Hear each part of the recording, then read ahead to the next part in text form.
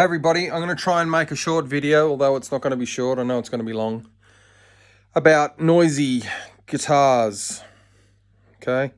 I've recently been asked about why, a brand new Les Paul has got this hum in it.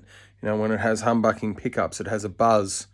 I'm here to tell you that this is a normal thing, and many guitars do it, but it is disconcerting, and I totally understand that when you spend a lot of money on a Gibson guitar or something similar like that, and it does this when you get it home. Okay? Automatically you think that there's something wrong because you touch the string or the bridge and the hum is significantly reduced. Now there's a number of reasons why it does this, but basically your guitar strings and bridge are all connected and in a ground loop, and so when you touch the strings, you become connected to the ground loop, and it's just the way guitars are designed. You'll notice a big drop in the noise, and that's a normal part of how it works. It also helps if you turn the gain down. Like here you go, look, I'm running a JCM 800 here, and I'm running the gain on 10, so it's buzzing away. But if I reduce the gain, the buzz goes away. If I run this clean, there's no buzz at all. But because we really, we want to crank it up and get that sound,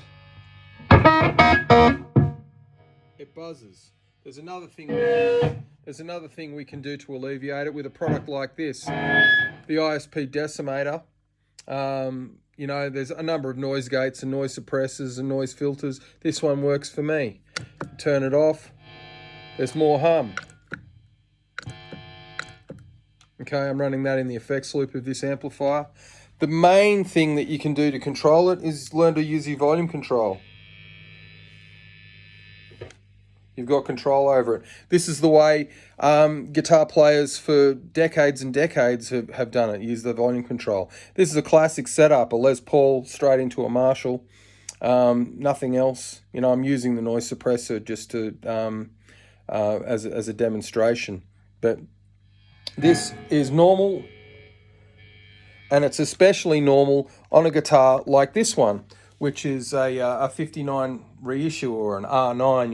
You'll hear it said, and there's no shielding in these guitars because that's the way they were made. You can shield a guitar, change some of the wiring and put shielding paint, and this can help, but it's generally only for radio frequency interference, but electromagnetic interference is all around us all the time, and you can actually alleviate excessive noise by finding the sweet spot in the room.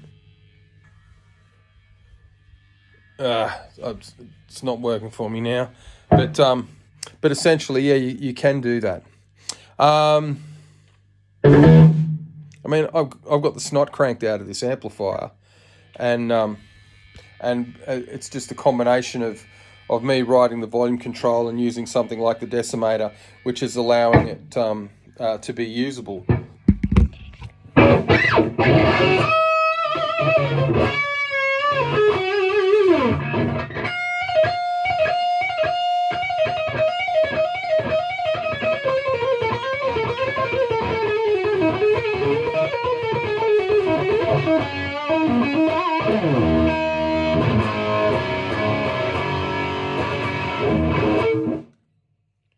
Volume control.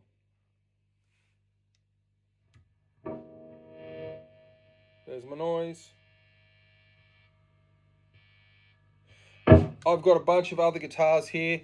Trust me, rather than waste your time and go and grab the next one and the next one and prove it to you. I've done it myself.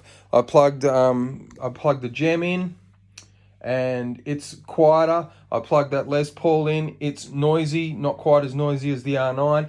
And I plugged that Flying V in over there, and it's got EMGs in it, and it's silent. It's really quiet, and it's got the most output of the lot. But, you know, it's fully shielded under there, and it's modern wiring, and it's just a different animal. So, yeah, if you've got a vintage style guitar, and you're having issues with excess noise while you're cranking the snot out of your high gain amplifier, there's a couple of things you can do. You could look at some extra shielding. I don't think that's really the answer, but the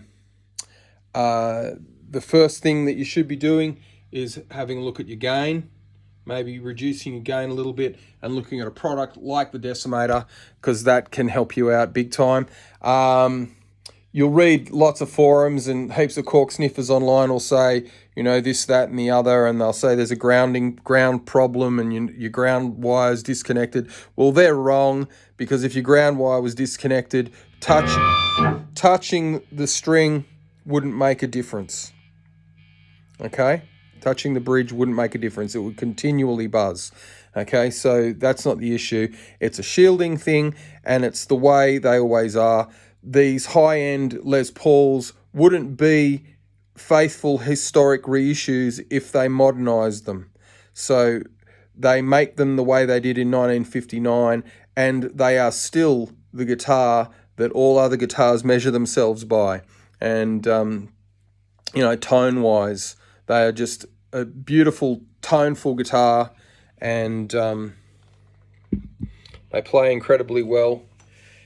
And, you know, who wouldn't want to put a Les Paul through a JCM 800? I mean, it is rock and roll incarnate, you know?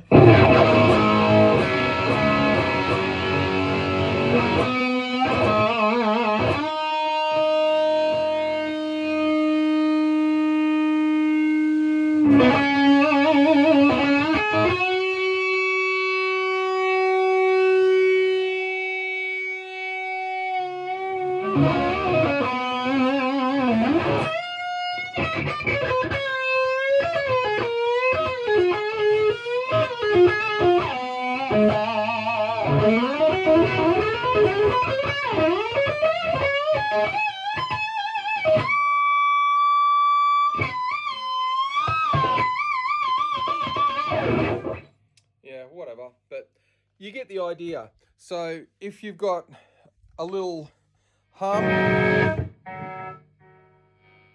in your high-end Les Paul, don't stress.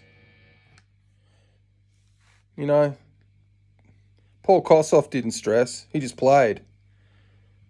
You know, Gary Moore didn't stress. He just played. All those cats that have come before, you know, they didn't have all the modernized gear and the effects processors and everything.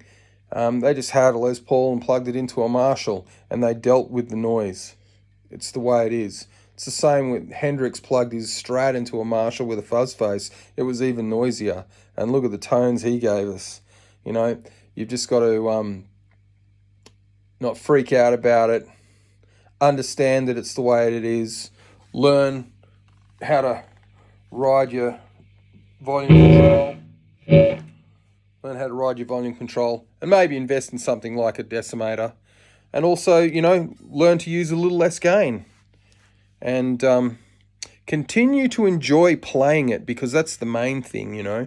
That's why we all do it. Don't get hung up on what somebody said on a forum somewhere or this, that, or the other. Just plug in, man, turn it up and have a good time.